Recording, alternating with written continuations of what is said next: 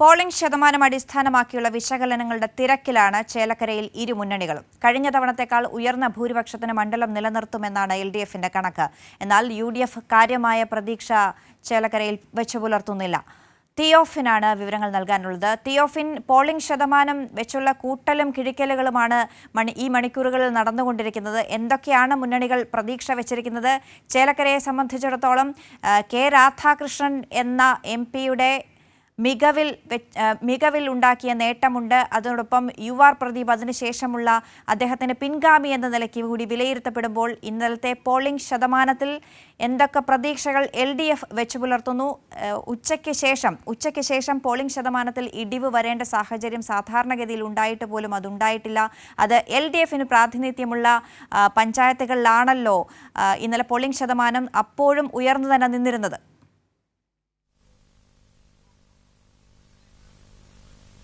തീർച്ചയായും അന്ന സൂചിപ്പിച്ചതുപോലെ തന്നെ ഈ ചേലക്കര നിയോജക മണ്ഡലത്തിലെ 9 പഞ്ചായത്തുകളിൽ അതിൽ അവസാന സമയങ്ങളിലെല്ലാം, അതായത് ഉച്ചയ്ക്ക് ശേഷം ഏറെക്കുറെ ഒരു 4 മണി മുതലുള്ള തിരക്കുണ്ടായിരുന്നത് പ്രധാനമായും LDFന് മേൽക്കൈയുള്ള സ്ഥലങ്ങളിലായിരുന്നു.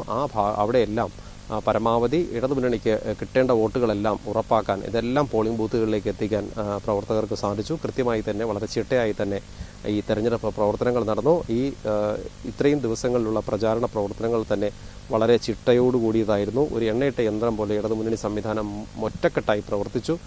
ആ രീതിയിൽ തന്നെ പ്രചാരണ പ്രവർത്തനങ്ങൾ, ഈ എതിരാളികൾ നടത്തിയ വ്യാജ പ്രചരണങ്ങൾ, ആരോപണങ്ങളെല്ലാം പൊളിച്ചടുക്കി കൃത്യമായി തന്നെ വികസനത്തിൻ്റെ കാര്യങ്ങൾ മുന്നോട്ട് വെച്ച് അത് ചേലക്കരയ്ക്ക് മുന്നിൽ വെച്ച് വോട്ട് നേടാൻ സാധിച്ചു.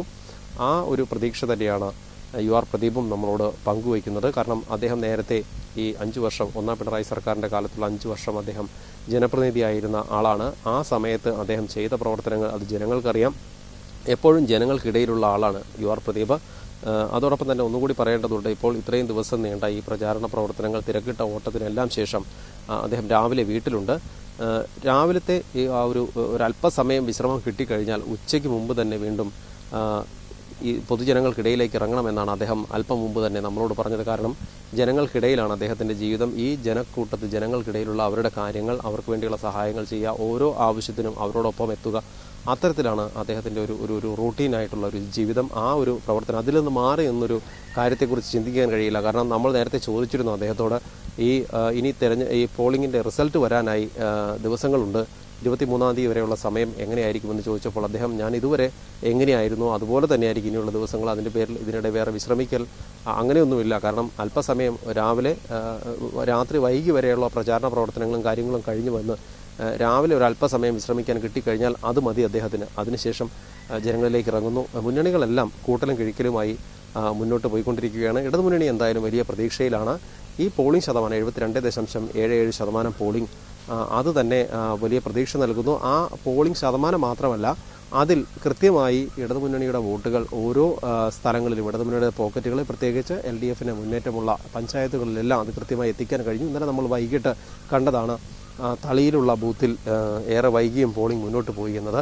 ഇതെല്ലാം കാണിക്കുന്ന അവിടെയുള്ള വൈകുന്നേരം ഉണ്ടായിരുന്ന ആ തിരക്കെല്ലാം അത് ശരിക്കും യഥാർത്ഥത്തിൽ ഈ ഇടതുമുന്നണിക്ക് വന്ന വോട്ടുകൾ തന്നെയാണ് എന്ന് തന്നെയാണ് കണക്കുകൂട്ടൽ. ഇത്തരത്തിൽ വലിയ പ്രതീക്ഷ 96 മുതൽ ഈ മണ്ഡലം കണ്ട ആ വികസന പ്രവർത്തനങ്ങൾ, അടിസ്ഥാന വികസന സൗകര്യങ്ങൾ വർദ്ധിപ്പിക്കാൻ ജനപ്രതിനിധികളായ കെ രാധാകൃഷ്ണൻ, UR പ്രദീപ് ഒക്കെ നടത്തിയ പ്രവർത്തനങ്ങൾ, അതെല്ലാം ചേലക്കരക്കാർ നേരിട്ട് കണ്ടതാണ്. അതുകൊണ്ട് തന്നെ മറ്റ് എന്ത് ആരോപണങ്ങൾ നടത്തിയാലും, എന്തെല്ലാം അതായത് ഈ മണ്ഡലം തട്ടിയെടുക്കുന്നതിന് വേണ്ടി എന്തെല്ലാം ശ്രമങ്ങൾ നടത്തിയാലും, അല്ലെങ്കിൽ ജനങ്ങളെ കബളിപ്പിക്കാനായി ഈ വ്യാജ വാർത്തകൾ പ്രചരിപ്പിച്ചാലും അതൊന്നും വിലപ്പോവില്ല. ജനങ്ങൾ അനുഭവിച്ച മാറ്റം, ചേലക്കരയ്ക്കുണ്ടായ മാറ്റം അവർ കണ്ടതാണ്.